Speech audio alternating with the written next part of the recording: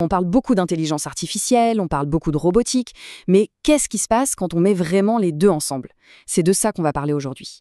Et attention, il ne s'agit pas juste d'une petite amélioration, c'est un changement total des règles du jeu, une redéfinition complète de ce qu'une machine peut faire. Pour bien saisir ce changement, il faut regarder d'où on vient. D'un côté, on a le monde d'hier, des robots enfermés dans des cages qui répètent en boucle le même geste à l'aveugle. Et de l'autre, le monde d'aujourd'hui, où l'IA leur donne, un esprit. Un esprit capable de s'adapter, de comprendre le monde réel qui bouge tout le temps et d'agir intelligemment. On passe en fait de la machine-outil à la machine partenaire. Alors comment est-ce qu'on est passé de l'un à l'autre? Comment ça marche concrètement? L'image la plus simple, c'est celle-ci. Avant, un robot, c'était un peu comme une personne avec un bandeau sur les yeux qui suit des instructions ultra précises pour se déplacer dans une pièce. L'IA, en gros, elle lui enlève ce bandeau. Tout d'un coup, le robot peut percevoir son environnement, il peut le comprendre et surtout, il peut s'y adapter en direct.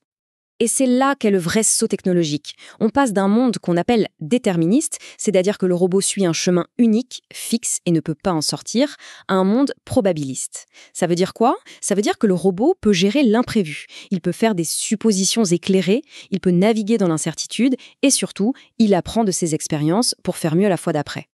Voyons maintenant comment ça se manifeste. On peut imaginer ça comme 5 super pouvoirs que l'IA vient donner aux robots.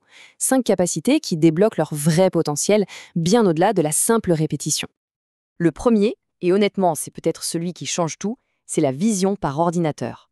Avant, il fallait que chaque pièce soit positionnée au millimètre près, la moindre variation et tout s'arrêtait. Avec l'IA, le robot a des yeux. Il peut enfin voir et comprendre le monde tel qu'il est, même s'il est un peu en désordre. Et là, les applications sont juste dingues. Imaginez un robot capable de trouver la bonne vis dans un bac qui en contient des milliers, tout en vrac, ou un autre qui repère un défaut de la taille d'un cheveu sur une pièce qui défile à toute vitesse. Ce n'est plus du tout de la science-fiction, ça transforme des secteurs comme la logistique ou le contrôle qualité en ce moment même. Deuxième super pouvoir, la navigation. Oubliez les robots qui suivent bêtement des lignes magnétiques peintes au sol. Grâce à l'IA, ils ont maintenant une sorte de sens de l'orientation. Ils peuvent cartographier leur environnement en temps réel, comprendre où ils sont et décider du meilleur chemin pour aller d'un point A à un point B. Pour la logistique dans un entrepôt, par exemple, ça change absolument tout. Les robots peuvent maintenant éviter un chariot élevateur ou une personne qui passe sans s'arrêter. Si un couloir est bloqué, hop, ils recalculent un autre itinéraire à la volée. En fait, l'entrepôt entier devient une sorte d'organisme vivant, orchestré par ce système nerveux intelligent. Le troisième super pouvoir, c'est celui du toucher. Traditionnellement, pour chaque objet à manipuler, il fallait concevoir une pince sur mesure. C'était un vrai casse-tête. L'IA donne aux robots la capacité d'adapter leur prise, de sentir la pression qu'ils exercent pour manipuler des objets fragiles ou de formes très différents les uns des autres. Et cette capacité, elle ouvre l'automatisation à des domaines où c'était impensable avant. On peut maintenant automatiser la manipulation délicate de fruits, l'assemblage de tout petits composants électroniques ou la préparation d'une commande e-commerce avec 10 articles de forme et de poids complètement différents. Le quatrième super pouvoir est assez bluffant, on dirait presque de la magie. C'est la capacité de prédire l'avenir. Bon, pas de boule de cristal, hein. On parle de prédire l'avenir de la machine elle-même. C'est ce qu'on appelle la maintenance prédictive. Le principe est simple, mais incroyablement puissant. Le robot s'auto-analyse en permanence, ses vibrations, la température de ses moteurs, etc. Et grâce à ça, l'IA peut détecter des signaux faibles qui annoncent une panne bien avant qu'elle n'arrive. L'impact pour une entreprise est énorme. Fini les arrêts de production surprises qui coûtent une fortune. On ne répare plus qu'on s'est cassé, mais juste avant que ça ne casse. Et enfin, le dernier super pouvoir qui est sans doute le plus puissant de tous, la capacité d'apprendre. Un robot doté d'IA n'est pas figé une fois qu'il est installé. C'est tout le contraire. Il peut observer ce qu'il fait, expérimenter et s'améliorer tout seul, en continu. Par exemple, un robot peut découvrir par lui-même un chemin plus rapide pour déplacer un objet. Et le plus fort, c'est qu'une flotte de robots peut partager ce qu'elle apprend.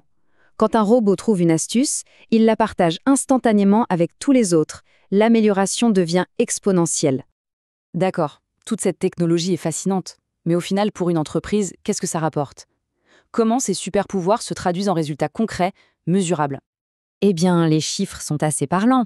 En rendant les robots plus rapides, plus autonomes, plus fiables, on voit des augmentations de la productivité et du débit qui peuvent aller jusqu'à 60%.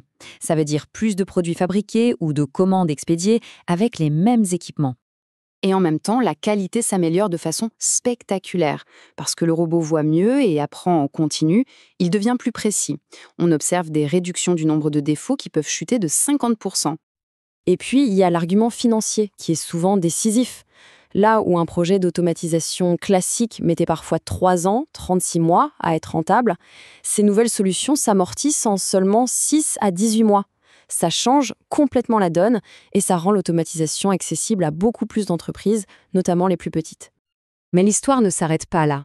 Il faut regarder vers la prochaine grande étape, la prochaine frontière, les agents robotisés. Là, on passe encore un cap. On ne parle plus de donner des instructions, mais de donner une intention. Un agent IA, c'est quoi? En gros, au lieu de dire au robot « va au point A, prends l'objet B, amène-le au point C », on lui donne un objectif global.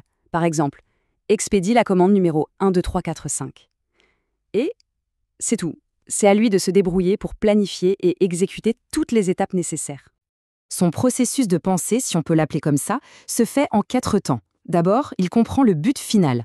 Ensuite, il décompose cet objectif en une série de tâches plus petites et il élabore un plan.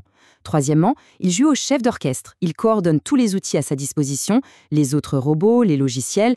Et enfin, étape cruciale, il analyse le résultat et il apprend de son succès ou de son échec pour faire encore mieux la fois suivante.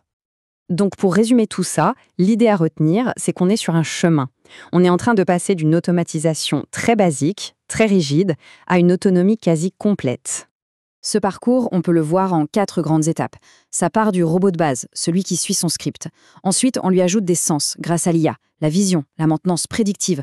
3e étape, il devient capable d'apprendre tout seul. Et l'étape ultime, c'est l'agent, le robot, qui comprend une intention et qui agit en autonomie pour l'accomplir.